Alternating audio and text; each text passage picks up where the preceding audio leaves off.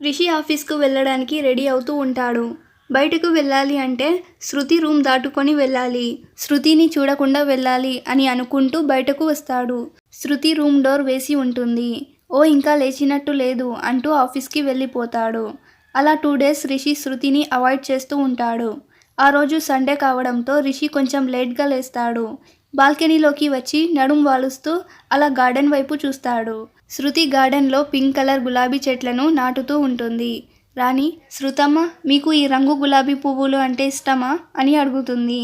హా రాణి అక్క, నాకు పింక్ కలర్ గులాబీలు అంటే ఇష్టం అని శృతి చెప్తుంది. రిషి ఫేస్లో చిన్న స్మైల్ వస్తుంది. ఎందుకంటే రిషికి కూడా రోజ్ ఫ్లవర్స్ అంటే ఇష్టం కాబట్టి. రోజు రోజుకి రిషికి శృతి మీద ఫీలింగ్స్ ఎక్కువ అయిపోతున్నాయి. శృతి ఒకరోజు హాల్లో రాణి అక్కతో మాట్లాడుతూ వెజిటేబుల్స్ కట్ చేస్తూ ఉంటుంది. రిషి స్టెప్స్ దిగుతూ కిందికి వస్తాడు. అక్కడ శృతిని చూడగానే అలానే చూస్తూ సోఫాలో కూర్చుంటాడు. అదే టైంకి టీవీలో రారండోయ్ వేడుక చూద్దాం మూవీలోని తకిట తకజుమ్ సాంగ్ ప్లే అవుతుంది. ఈ సాంగ్ మన రిషికి పర్ఫెక్ట్గా సెట్ అయింది. ఆఫీస్లో దారిలో ఎక్కడ చూసినా రిషికి శృతి ఆలోచనలే. ఈ ఆలోచనలు వలన రిషికి అసహ్యం కానీ భయం కానీ కలగలేదు. ఇదేదో హ్యాపీగా ఉంది రిషికి. ఒకరోజు శృతి ఇంట్లో ఉండగా వీణా వాణి ఇద్దరు వస్తారు. అరే ఏంటి ఈరోజు స్పెషల్, ఇద్దరు ఇలా వచ్చారేంటి అని అడుగుతుంది శృతి.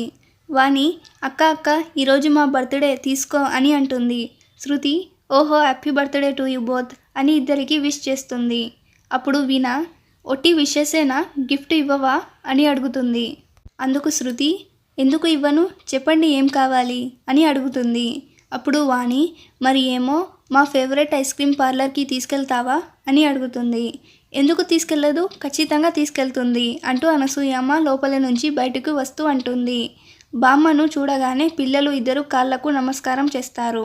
వెళ్ళమ్మ శృతి, పుట్టినరోజున పిల్లలు అంతగా అడుగుతున్నారుగా, డ్రైవర్ని తీసుకొని వెళ్ళు, జాగ్రత్త అంటూ శృతిని పంపించేసి ఫ్యామిలీ లాయర్కు ఫోన్ చేస్తుంది. మీరు బాగా ఆలోచించే ఈ నిర్ణయాన్ని తీసుకున్నారా మేడం అని లాయర్ ఆనంద్ గారు అడుగుతారు. అనసూయమ్మ, అవును లాయర్ గారు, మీరు ముందు ఈ పేపర్స్ని రిజిస్టర్ చేయించండి అని అంటుంది. మరి రిషి బాబుకు, రితి మేడంకు ఒక మాట అని లాయర్ గారు అంటుంటే అనసూయమ్మ, ఇది వాళ్ళ తాత ఆస్తి కాదు, మా పుట్టింటి వాళ్ళు నాకు ఇచ్చింది. దీనిపై పూర్తిగా నాకే హక్కు ఉంది. మీరింకేమీ ఆలోచించకండి, నేను చెప్పింది చేయండి అని అంటుంది. మరోవైపు ఐస్ క్రీమ్ పార్లర్లో రిషి, సో రేపు సింగపూర్ వెళ్తున్నావు, good, all the best Johnny అని అంటాడు. అప్పుడు జానీ, హా, చాలా ప్రాజెక్ట్పై సైన్ చేశానుగా, నిన్ను చూడకుండా నా ఫేవరెట్ ఐస్ క్రీమ్ తినకుండా వెళ్తానేమో అనుకున్నా. ఎనీవే థ్యాంక్స్ యార్ అని చెప్పి, ఇది సరే, నిషా గట్టింగ్ ఎంతవరకు వచ్చిందట, మీ పెళ్ళి ఎప్పుడు, అంతా మీ మ్యారేజ్ ఎప్పుడా అని ఎదురు చూస్తున్నారు అంటూ వావ్ ఏముందిరా అని అంటాడు. రిషి అయోమయంగా వాటని వెనక్కి తిరిగి చూస్తాడు. వెంటనే మొహం ఇటువైపు తిప్పుకొని శృతి ఏంటి ఇక్కడ అని అనుకుంటాడు. శృతి రిషి టేబుల్కి ఎదురుగా, అంటే జానీకి ఎదురుగా రిషికి బ్యాక్ సైడ్ కూర్చొని ఉంటుంది. జానీ, ఏముందిరా ఆ అమ్మాయి అని అంటాడు. రిషి ఏమీ తెలియనట్టు ఎవర్రా అని అడుగుతాడు. అప్పుడు జానీ, నీ back side yellow churidar, white dupatta సూపర్గా ఉంది అని అంటాడు. రిషి చూసినట్టు యాక్షన్ చేసి, ఏమంత బ్యూటీ కాదులే అంటాడు మొహం 10 వంకర్లు తిప్పుతూ. అప్పుడు జానీ, హా, నీకు నిషా తప్ప ఎవరు అందంగా కనిపించరు, నిజం చెప్పనా, షీస్ సో బ్యూటిఫుల్, నేను ఒక ఫోటోగ్రాఫర్ని, నాకు తెలీదా అమ్మాయిల గురించి, చూడు హౌ సింపుల్, ఎంత డిగ్నిటీగా ఉంది, నేను ఆమెను ఇంట్రడ్యూస్ చేసుకుంటా అని వెళ్తుంటే రిషి, రే ఆగరా, ఏంటి నీ గోలా, తనకు పెళ్ళైంది అని అంటాడు. జానీ ఒక కన్నుబొమ్మ పైకి లేపి, ఏంటి పెళ్ళైందా, నీకెలా తెలుసు అని అడుగుతాడు. అప్పుడు రిషి, అది నువ్వు తన ఫేస్ మాత్రమే చూసావు, కింద కాళ్ళు చూడు మెట్టలు ఉన్నాయి అని అంటాడు. ఓ షెట్, అంటే పక్కన ఉంది తన పిల్లలేమో అని అంటాడు జానీ. అందుకు రిషి వెంటనే, నోనో, తనకు ఇంత పెద్ద పిల్లలు ఉండరు, యంగా ఉందిగా, పక్కింటి పిల్లలేమో అని చెప్తాడు. జానీ, మేబీ అయ్యుంటారు అని చెప్పి, అయినా ఎప్పుడు అందమైన అమ్మాయిలకే తొందరగా పెళ్ళి అవుతుంది ఎందుకురా అని బాధగా అంటాడు. రిషి, నీలాంటి వెధవ కంట పడకుండా ఉండేందుకు అని మనసులో అనుకొని, సరే పద లేట్ అవుతుంది అని శృతి కంట పడకుండా బయటకు వెళ్తాడు. రిషి జానీని డ్రాప్ చేసి ఆఫీస్ వెళ్తూ ఉంటే మేనేజర్ ఫోన్ చేసి గుప్తా గారి ఫైల్ చెక్ చేయాల్సిందిగా కోరడంతో రిషి ఇంటికి వెళ్తాడు. ఆ ఫైల్ శృతి రూమ్లో లాకర్లో ఉంటుంది. రిషి కబోర్డ్ ఓపెన్ చేయగానే ఒక సెల్ఫ్ నుండి టవల్ కింద పడుతుంది.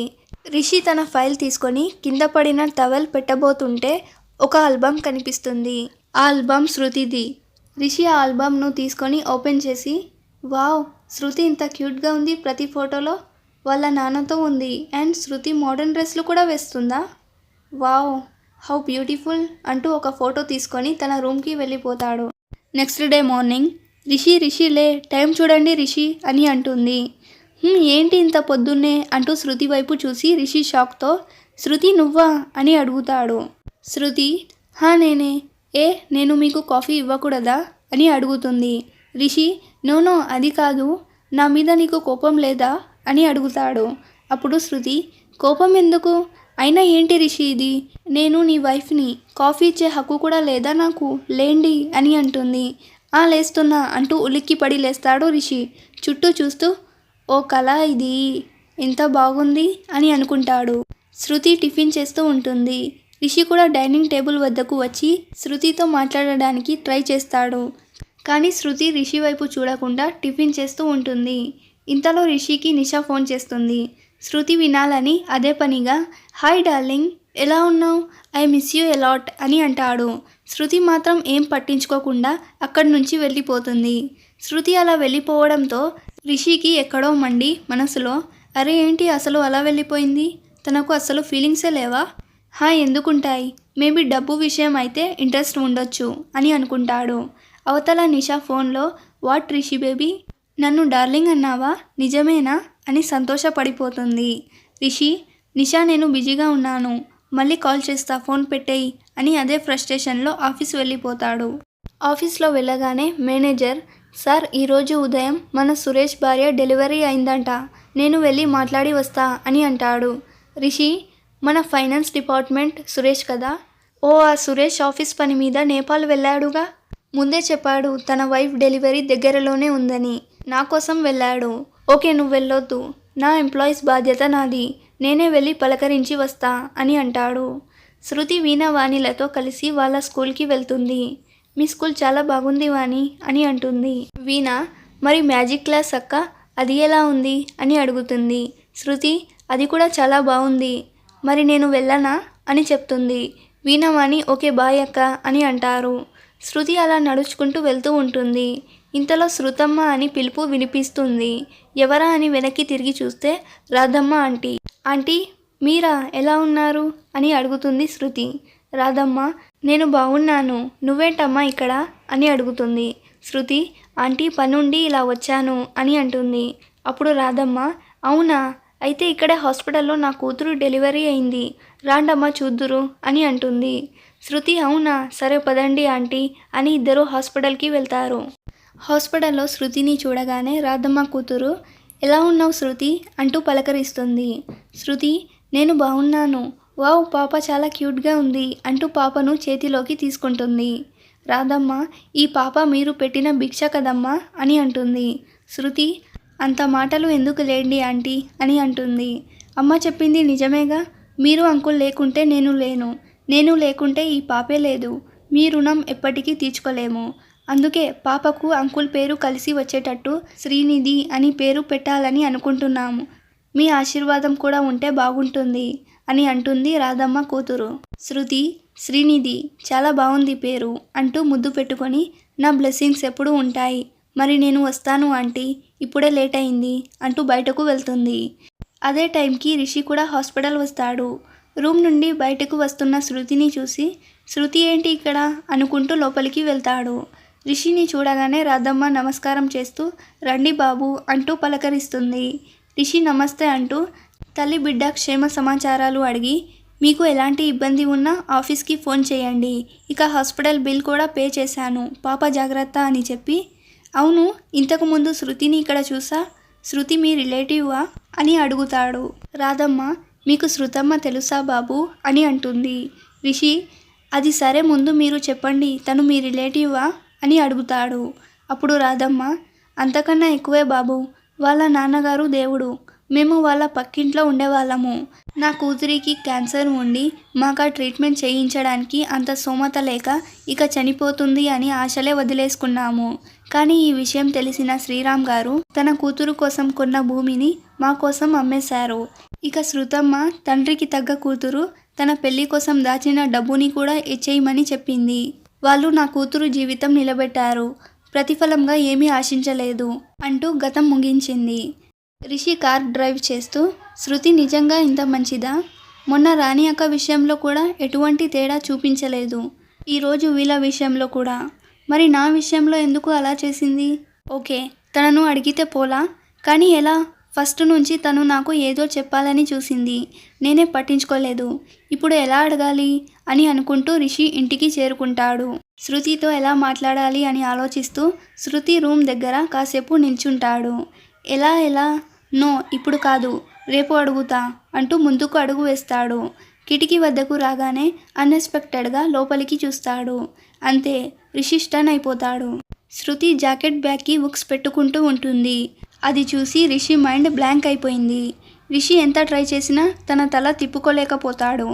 నో రిషి, ఇది చాలా తప్పు అని అంతరాత్మ చెప్తున్నా రిషి మాత్రం ఇది తప్పు కాదు, తనేమీ పరాయి అమ్మాయి కాదుగా, నా వైఫేగా అని అనుకుంటాడు. మళ్ళీ ఏదో గుర్తొచ్చి నో అంటూ తల తిప్పుకొని తన రూమ్కి వెళ్ళిపోతాడు. రిషికి నిద్రలో కూడా శృతి బ్యాగే గుర్తొస్తుంది. రిషి చాలాసార్లు బ్యాక్లెస్ డ్రెస్సెస్ వేసుకున్న అమ్మాయిలను చూశాడు, కానీ ఎప్పుడూ ఎలాంటి ఫీలింగ్స్ రాలేదు. కానీ శృతి మాత్రం తనకు సంథింగ్ స్పెషల్. అలా శృతి ఊహల్లో నిద్రపోయాడు. ఉదయం రిషి కళ్ళు శృతి కోసం వెతకసాగాయి. ఎప్పుడు స్మైల్ ఫేస్తో కనిపించేది. ఈరోజు ఎక్కడా లేదు. గార్డెన్ అంతా వెతికాడు, ఎక్కడా కనిపించలేదు. ఏమైంది, ఎక్కడ కనిపించలేదు అలా అనుకుంటూ ఆఫీస్కి బయలుదేరుతాడు. దారిలో ఉండగా ఫోన్ వస్తుంది. సో కార్ ఆపి ఫోన్ రిసీవ్ చేసుకుంటాడు. చెప్పండి అని అంటాడు. సార్, మన ఫామ్ ప్రాజెక్ట్ యాక్సెప్ట్ అయింది. రేపు మీరు యూఎస్కి వెళ్ళాలి and congratulations for your success అని అంటాడు manager. Oh, it's good news and thanks అని ఫోన్ పెట్టి కార్ స్టార్ట్ చేస్తుంటే ఎవరో క్లాప్స్ కొట్టడం వినిపిస్తుంది. ఏంటి ఇక్కడ ఎవరో క్లాప్స్ కొడుతున్నారు? ఈ ప్లేస్ ఎక్కడ చూశాను అని ఒకసారి కళ్ళు మూసుకున్నాడు. యా, ఇది అదే, ఎప్పుడు నా కళలో కనిపించే ప్లే గ్రౌండ్. కానీ ఇక్కడ ఆడియన్స్ అంతగా ఎవరూ లేరే, 6-7 మంది తప్ప అని రిషి ఇంకా ముందుకు వచ్చాడు. అక్కడ ఒక అమ్మాయి అబ్బాయి షటిల్ ఆడుతున్నారు. ఏంటి ఇది, నా కళలో ఏదైతే చూశానో అదే ఉంది అని ఇంకా కొంచెం క్లోజ్గా వెళ్ళాడు. సేమ్ టు సేమ్ ఆ అమ్మాయే, black legging T-shirt. Rishi heart beat పెరిగిపోతుంది. తనని చూడాలని ఆత్రంగా ఉంది. అడుగు అడుగుకి హార్ట్ బీట్ పెరుగుతుంది.